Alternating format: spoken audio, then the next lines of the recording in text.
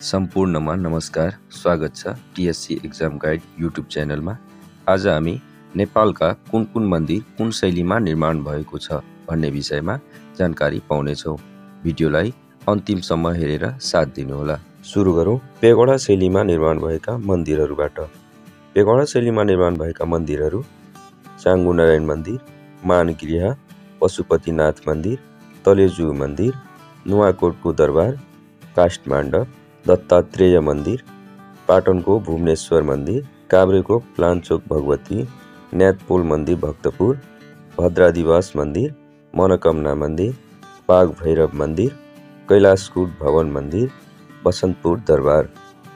त्यसैगरी शिखर शैलीमा निर्माण भएका मन्दिरहरू शङ्खमूलको जगत नारायण मन्दिर, ब्रह्मा मन्दिर, पाटनको कृष्ण मन्दिर, पाटनको महाबौद्ध, ललितपुर बुङमतीको मत्स्येन्द्रनाथ मन्दिर, पाटनको च्यासीदेग, स्वयम्भूको प्रतापपुर र अनन्तपुर, भक्तपुरको वत्सला देवी मन्दिर।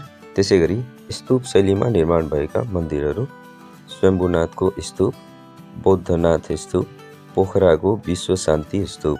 त्यसैगरी युरोपेली शैली वा ग्रिक शैलीमा निर्माण भएका दरबारहरू सिंहदरबार, केशर महल, थापाथली दरबार, नारायणहिटी दरबार, लाल दरबार। त्यसैगरी मिश्रित शैली वा राजपूत मुगल शैलीमा निर्माण भएका मन्दिरहरू जनकपुरको जानकी मन्दिर, नौलखा मन्दिर, राजपूत शैलीमा निर्माण भएका मन्दिर जगन्नाथ मन्दिर।